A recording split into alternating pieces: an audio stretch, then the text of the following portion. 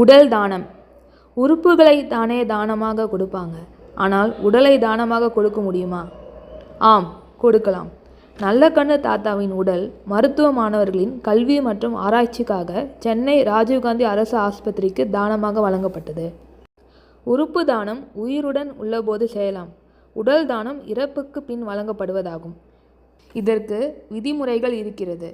உடல் தானம் செய்ய விரும்புபவர் அரசு ஆஸ்பத்திரிக்கு சென்று அதற்கான விண்ணப்ப படிவத்தை பூர்த்தி செய்து வழங்க வேண்டும். அது குறித்து தனது குடும்பத்தினரிடமும் தெரிவிக்க வேண்டும். அப்போதுதான் அவர்கள் இறப்பு நிகழ்ந்ததும் உடலை ஒப்படைக்க ஏற்பாடு செய்வார்கள். இறந்த 4 முதல் 6 மணி நேரத்துக்குள் குடும்பத்தினர் ஆஸ்பத்திரி நிர்வாகத்திடம் ஒப்படைக்க வேண்டும்.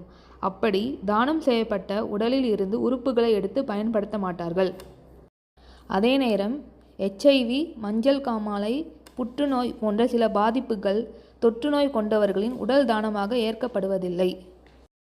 தமிழகத்தில் உறுப்பு தானம் பற்றிய தெளிவு இருக்கிறது. ஆனால் உடல் தானம் செய்வோரின் எண்ணிக்கை குறைவாகவே உள்ளன. அது பற்றியும் மக்கள் தெளிவடைய வேண்டும்.